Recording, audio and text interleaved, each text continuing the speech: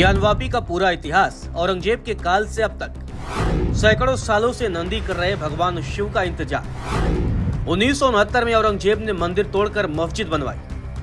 काशी का ज्ञानवापी मामला court court भटक रहा है। हिंदू पक्ष न्याय के लिए कोर्ट के चक्कर काट रहा है। इस वीडियो में आपको ज्ञानवापी का पूरा विवाद और इतिहास बताएंगे कि कैसे मुगल शासक औरंगजेब ने मंदिर की जगह मस्जिद बनवा दी थी। इस विवाद को समझने के लिए पहले हमें ज्ञानवापी के इतिहास को समझना होगा। आपको बता दें, करीब 2050 साल पहले राजा विक्रमादित्य ने भगवान विश्वेश्वर का मंदिर बनवाया था। देश भर में मौजूद 12 ज्योतिर्लिंगों में भगवान विश्वेश्वर का यह ज्योतिर्लिंग सबसे पवित्र माना जाता है। तमाम आक्रमणों के बाद मंदिर क्षतिग्रस्त हो गया, तो अकबर के शासनकाल में इसका फिर निर्माण कराया गया। अकबर के 9 रत्नों में एक राजा टोडरमल ने 1585 में इसका पुनर्निर्माण कराया, लेकिन 1669 में औरंगजेब ने इस मंदिर को तुड़वा दिया और इसकी जगह ज्ञानवापी मस्जिद बना दी। अभी वहां पर जो काशी विश्वनाथ मंदिर है, उसे 1735 में इंदौर की रानी अहिल्याबाई होलकर ने बनवाया था। औरंगजेब की मस्जिद तोड़ने की कहानी भी काफी दिलचस्प है। साकी मुस्ताद खान की लिखी किताब मासिर आलमगिरी में दावा है कि औरंगजेब के शासनकाल में भगवान विश्वेश्वर का मंदिर तोड़कर उसी स्थान पर ज्ञानवापी मस्जिद का निर्माण करा दिया गया था। साकी मुस्ताद खान की किताब में लिखा है कि 18 अप्रैल 1669 को सम्राट औरंगजेब को एक गलत सूचना मिलती है। उनको बताया जाता है कि ठट्टा, मुल्तान और बनारस में कुछ ब्राह्मण मुसलमानों को शैतानी इल्म पढ़ाते हैं। इसके बाद औरंगजेब ने ऐसे सभी स्कूलों और मंदिरों को ध्वस्त कर दिए जाने का आदेश दिया। साथ ही औरंगजेब ने मूर्ति पूजा करने पर भी पूरी तरह से प्रतिबंध लगा दिया। औरंगजेब के आदेश पर शाही अधिकारियों ने ज्ञानवापी परिसर में मौजूद आदि विश्वेश्वर का मंदिर भी नष्ट कर दिया।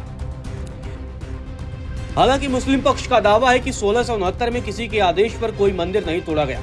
मुस्लिम पक्ष का दावा है कि ज्ञानवापी परिसर में मस्जिद अंजुमन इत्तेजामिया मसाजिद के कब्जे में ही रही। ज्ञानवापी मस्जिद का प्रबंधन अंजुमन इत्तेजामिया मसाजिद के अलावा किसी दूसरे व्यक्ति या संस्था के कब्जे में नहीं था।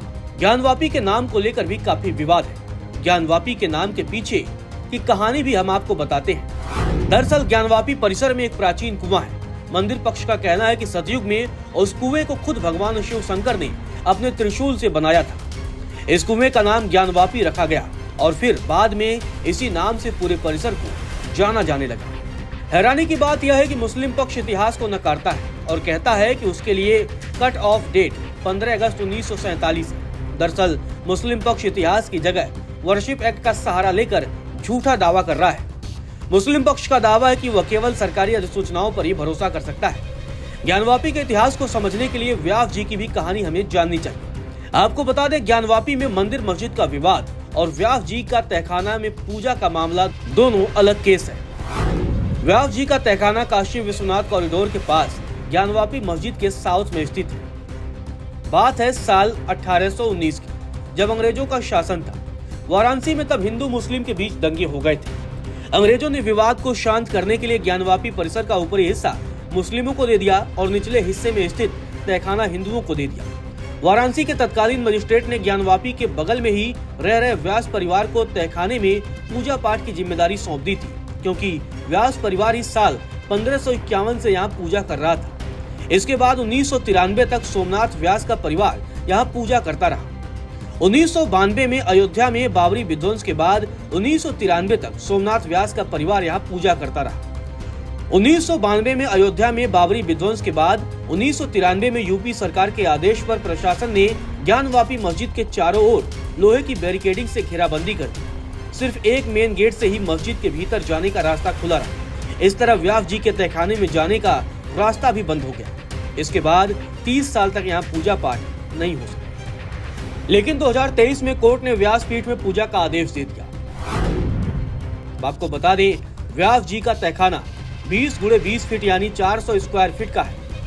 इसकी ऊंचाई लगभग 7 फीट है। तहखाने के भीतर भगवान शिव जी, गणेश जी, कुबेर जी, हनुमान जी और गंगा माता की सवारी मगरमच्छ की मूर्तियां हैं। व्यास जी तहखाने में अब सुबह 2:30 बजे से लेकर 3:30 बजे मंगला आरती की जा रही है। सुबह 11 से 1 बजे के बीच भोग आरती होती है। फिर शाम को 4 बजे एक आरती। शाम 7 से 8 बजे के बीच में सप्तर्षि आरती हो रही है। आखिरी आरती रात 10 से 11:30 बजे के बीच हो रही है। ज्ञानवापी के इतिहास को काफी हद तक एएसआई सर्वे की रिपोर्ट भी क्लियर कर देती है। दरअसल ज्ञानवापी परिसर में 14 मई 2022 को सर्वे शुरू हुआ था।